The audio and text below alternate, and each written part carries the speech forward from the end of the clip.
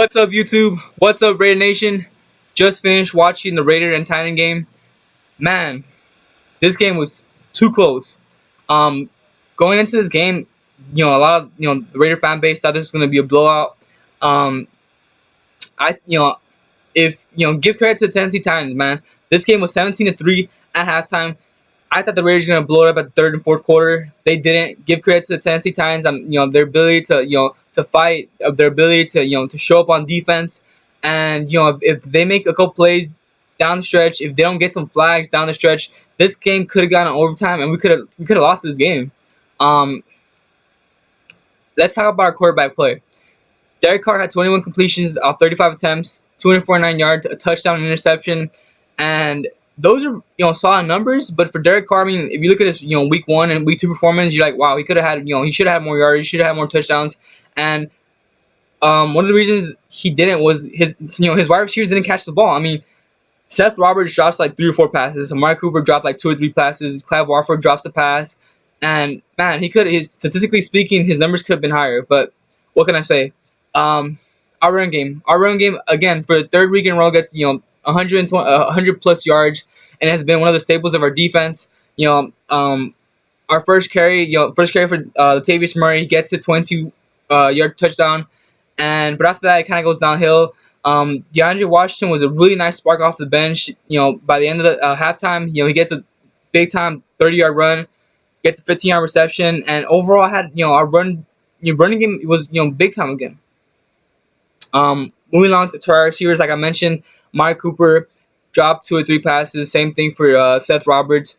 And Amari Cooper had 4 receptions for 62 yards.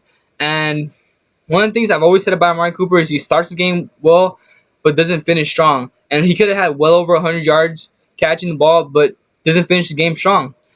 Mike Crabtree was by far our most consistent wide receiver, had 8 receptions, 102 yards, and he came up again. He came up big time again. Seth Roberts had our only touchdown receiving wise. Um, Overall, again, wide receivers could have, statistically speaking, could have had more yards if they would have caught the ball. Defense, defense. I usually brag about our defense, especially how they performed last week and in week 1. And before I made this video, I had mixed feelings about our defense, and I didn't know how to summarize it. But let me just break it down to our D line, our linebacker positions, and then talk about our secondary. Our D line. I mean, Danico Archer had a sack. Um, I mean, I don't know. They gave up 181 yards rushing. Um, Anytime a team gives up 181 yards rushing, you take account what the D line did, and then also what the middle linebackers did. I don't want to just blame it on D line, but also the middle linebackers or the linebackers. Our front seven didn't do a good job, getting off the blocks, closing holes, and overall, I mean, 181 yards. I mean, I understand the Tennessee Titans have really, a duel of good running backs in DeMarco Murray and Derrick Henry, and they're really talented. But 181 yards, man, they definitely gotta clean up some stuff up. We go against the Baltimore Ravens, and they're having some running back issues, so that shouldn't be a problem next week.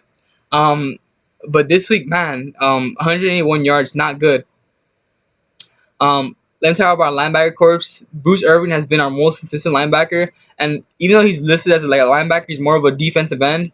Um, he does come out in coverage from time to time, but again, 4 tackles, had a forced fumble, and he's making plays. And I think at this point he has about like 8 tackles, 2 forced fumble and a sack. Solid, that's solid. Um, Corey Joseph got to start at the middle linebacker position, and you know what? I don't know what to say about his performance. He had 7 tackles, a tackle for a loss. But we didn't really see too much of him covering, just mainly because Delaney Walker wasn't playing. So I can't really evaluate his performance at this moment. I mean, I want to give him a game or two before I say whether he's good or not. Um, Overall, our front seven needs to step it up when it comes to stopping the run. I mean, I think week 1 and 2, I think we were mediocre at stopping the run. I think we're like right in the middle, or like around 20ish and stopping the run. And then after this, we're probably gonna be like dead last. I mean, definitely need to step it up. I can't wait till Mario Edwards' return, because we really need him. We need him and Aldo Smith. Now let's talk about our secondary. Carl Joseph got to start at strong safety, had 10 tackles, and again, I don't know, he wasn't in a position where he had to cover a lot. He was more supporting the run stopping, made tackles, led the team in tackles. And there's one play where he comes off the edge and he's about to sack Marcus Mariota, but then DeMarco Murray catches him. And the play, the thoughts that I got from that play alone was like, wow, I really like his speed, and when he was making tackles, I like his physicality.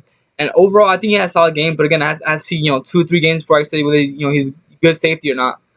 Um, Sean Smith, my boy Sean Smith, man, like I've been hating on Sean Smith for like week 1 and 2, but man, he came up big. And you know what?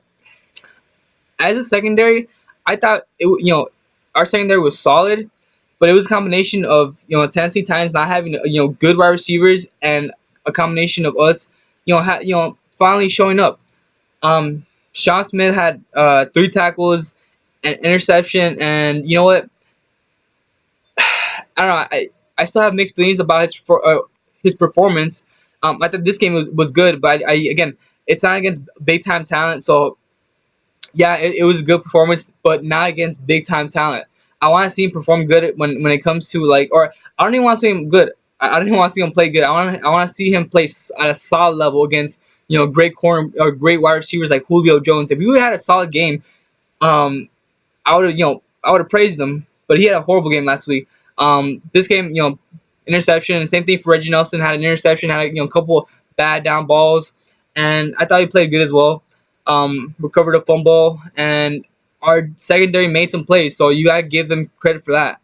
Um, and then my boy, what's his name, David Emerson. 3 tackles, 3 bad down balls. Continues to be our best cornerback and our best secondary player, in my opinion. I mean, this guy's so consistent, and I think that's like, sorry, I said 3 bad down passes. He had 4 actually, and making him our most consistent cornerback and a secondary player.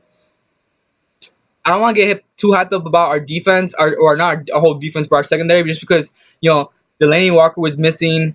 It Marcus Mariota didn't really test our secondary, and when he did down the stretch in the fourth quarter, he got whatever he wanted. So I don't want to be too elated. When we're talking about our secondary. I want to see how they handle Steve Smith and Mike Wallace next week against Baltimore. But yeah, let me know what you guys think in the comment section below. Give this video a thumbs up. Make sure to subscribe, guys, and have a good weekend.